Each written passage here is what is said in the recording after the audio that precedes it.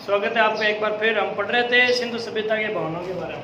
भवन हमने पढ़ा था, भवन ईंटों से बने हुए थे और जो द्वार थे भवन के मुख्य द्वार वो गली में खुलते थे, मुख्य सड़क पर नहीं खुलते। लेकिन अपवाद स्वरूप जो लोथल स्थान था वहाँ पर घरों के मुख्य दरवाजे मुख्य सड़क पर खुलते थे। इसके अंदर नोट डाल के लिखोगे आप, लोथल में घरों के दरवाजे मुख्य सड़क पर खुलते थे।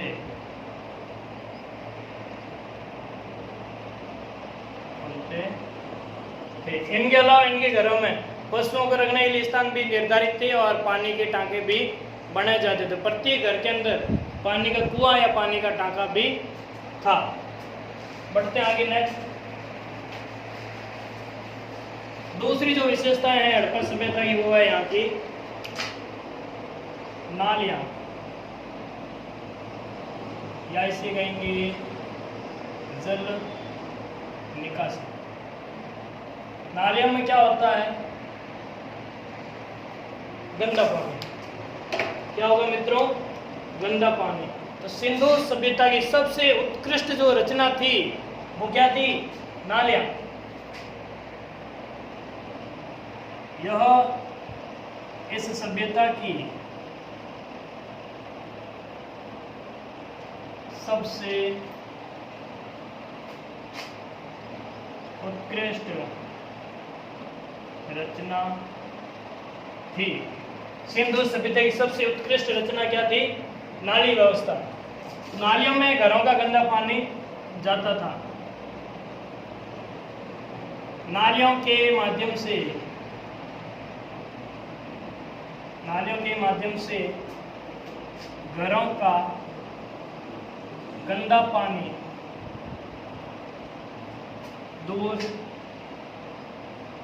जंगल में ले जाया जाता था। आज के दौर में जब हम सभी बार बार ये कह रहे हैं कि स्वच्छता रखनी चाहिए, देश के प्रधानमंत्री को भी अभियान चलाना पड़ा था, लेकिन 4500 वर्ष पहले उन भारतीयों ने नालियां बनाई थी। क्यों? ताकि गंदा पानी है वो घरों के आसपास में नहीं रहे। लोकल स्तर की बात करें तो यहाँ भी कई ऐसे गांव आपको देखने को मिल जाएंगे जहाँ पर अमूमन देखा जाएगा घरों का पानी है वो गांव के बीचों बीच इकट्ठा हो जाता है। लेकिन यहाँ के लोगों ने ऐसी नालियां बनाई ताकि गंदा पानी उनको जंगल में ले जाया जा सके। नालियां सड़कों के किनारे बनाई जाती थी। नालियों को किसके किनारे बनाते थे? सड़क के किनारे। ज्यों ज्यों सड़क आगे जाएगी नाले भी उनके सारे आगे बढ़ेगी। पक्की ईंटों से बनाई जाती थी। नालियां किससे बनाई जाती थी? पक्की ईंटों से। ऊपर से ढका जाता था ताकि कचरा अंदर गिर कर गए नाली को अवरुद्ध नहीं करे, इसलिए ये लोग ऊपर से क्या करते थे? नालियों को ढक देते थे।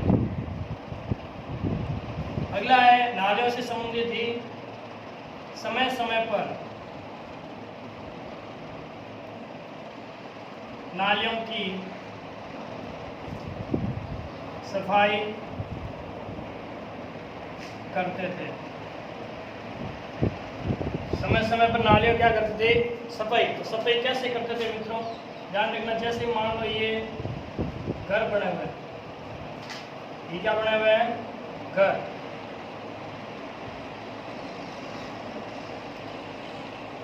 और प्रत्येक घर में नालियों से जुड़े हुए थे। जैसे मान लो ये नाली आगे जा रही है, प्रत्येक घर में नालियां बनाती और घरों का गंदा पानी सीधा नाली के अंदर गिर गया। अब सफाई कैसे की जाती थी? ये जो नालियां थी जगह जगह यहाँ पर गड्ढे बनाए जाते थे ऐसे, फिर गड्ढा, फिर नाली आगे बढ़ी, फिर गोल गड्ढा बनाया, फिर आगे बढ़ी, फिर गड्ढा बनाया। ये क्यों बनाए जाते थे? अब गड्ढों के ऊपर ढक्कन था, जैसे सीवरेज लाइनों में होता है, प्रत्येक गड्ढे के ऊपर क्या था? गोल ढक्कन। अब यहाँ से जो घर का गंदा पानी आएगा तो पानी के साथ में रेत भी आएगी, दूसरा कचरा भी आएगा। ये यहाँ पर आया, जो भारी सामग्री थी वो यहाँ जम गई, पानी सीधा आगे बढ़ गया। यहाँ तक अगर कोई कचरा है भारी भरकम, वो यहाँ जम गया और पानी आगे बढ़ गया, कचरा यहाँ जमा, पानी आगे। तो फिर कुछ समय बाद में ये गड्ढे भर जाते थे, साफ पानी होकर के ऊपर से चला जाता ताकि नालियाँ रुके नहीं। फिर ये लोग क्या करते थे? इस ढक्कन को यहाँ से हटाते थे और कचरे को बाहर निकालते थे, फिर नाली क्या हो जाती थी? एकदम साफ। अच्छा, इसके बारे में जानकारी कैसे मिली? तो जहाँ जहाँ पर गड्ढे बनाए गए थे उनके पास में कचरे के ढेर मिले थे खुदाई के दौरान। तब यहाँ इतिहासकार अनुमान लगाया कि ये लोग साफ सफाई के लिए इन गड्ढों का उपयोग करते थे। ये थी नाली व्यवस्था, सबसे उत्कृष्ट रचना थी यहाँ की नालियाँ, और प्रत्येक घर का गंदा पानी नालियों से होता हुआ दूर जंगल में चला जाता था। एक चीज नोट डालना, पूरी सिंधु सभ्यता के अंदर नालिया व्यवस्था थी, लेकिन बनावली के अंदर इस प्रकार की व्यवस्था नहीं थी। बनावली में जल निकासी की व्यवस्था नहीं थी। जो बनावली था हरियाणा के अंदर, वहां पर इस प्रकार की कोई नालियां बनाने के बारे में उसे समय प्राप्त नहीं हुए थे। ये थी यहाँ की नाली व्यवस्था। आगे बढ़ते हैं, तो नालियां क्यों बनाई जाती थी? ताकि गंदा पानी उनको दूर ले जाया जा सके और आसपास साफ सफाई रह सके। नालियां सड़कों के किनारे बनाई जाती थी। वर्तमान में भी शहरों के अंदर नालियां कहाँ बनाते हैं? सड़कों के किनारे। साफ सफाई करने के लिए अब भी नाले के ऊपर गोल ढक्कन लगाते थे, उस समय भी लगाया जाता था। लेकिन बनावली के अंदर इस प्रकार की नाली व्यवस्था की जानकारी हमें नहीं मिलती। अब्बा स्वरूप उदाहरण किसका दोगे?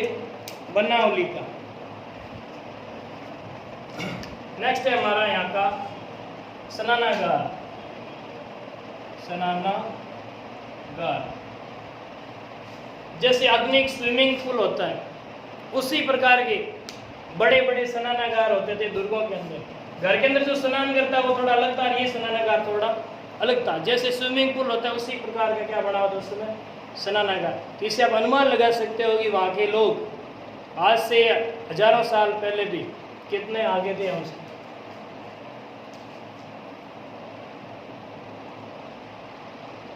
स्नानागारों के चारों ओर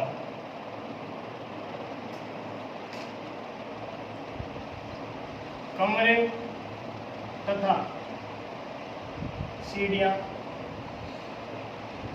थी। जैसे मान लो ये स्नानागार है, ये कुंड कह सकते आप नहाने का। यहाँ पे ये क्या बनी हुई है? सीढ़ियाँ। अच्छा, सीढ़ियाँ क्यों बनाई गई? ताकि इसके अंदर जा सके। इधर भी क्या बनी हुई है आपके? सीढ़ियाँ। सामने मान लो यहाँ पे बने हुए हैं कमरे। अब अंदर जाने के लिए सीढ़ियाँ, इसके अंदर पानी है, खूब सारे लोग एक साथ यहाँ पर स्नान कर सकते थे। तो कमरों का उपयोग कहाँ करते थे? तो नहाने के बाद कपड़े बदलने के लिए किसका इस्तेमाल करते थे? कमरों का। इस प्रकार की विशेषता कहाँ पर थी? सिंधु सभ्यता के अंदर। ये था आपका स्नानागार। ये यहाँ पे क्या बनी हुई थी? सीढ़ियाँ। और ये क्या थे? कमरे। अब बात आती है इसके उपयोग की। नालियों स्नानागार का उपयोग ये लोग कब करते थे? तो धार्मिक आयोजनों के समय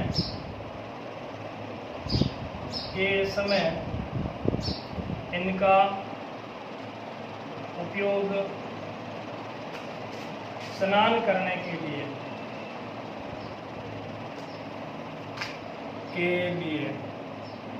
सामूहिक रूप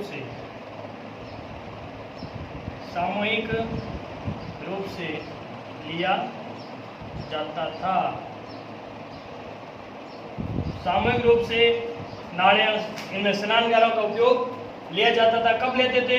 जब धार्मिक आयोजन, मान लो कोई त्योहार है, उत्सव है, उस समय यहाँ के लोग सभी मिलकर के, चाहे राजा है चाहे प्रजा, इन स्नान घरों में स्नान करते थे। उसके बाद ये हवन वगैरह करते थे। जैसे आज भी कई तीर्थ स्थानों पर जाते हैं, कोई झील होती है, वहाँ पे स्नान करते हैं। उसी प्रकार इन स्नानघरों के अंदर भी सामूहिक स्नान किया जाता था। ये इसका सामूहिक उपयोग था।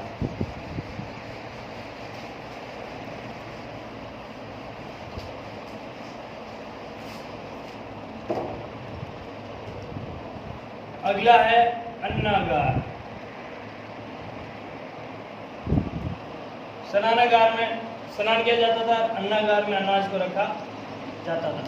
इसे आप माल गोदाम भी कह सकते हैं, माल गोदाम। यह एक बड़ा भवन था जिसमें व्यापार व आपदा से बचाव के लिए अनाज का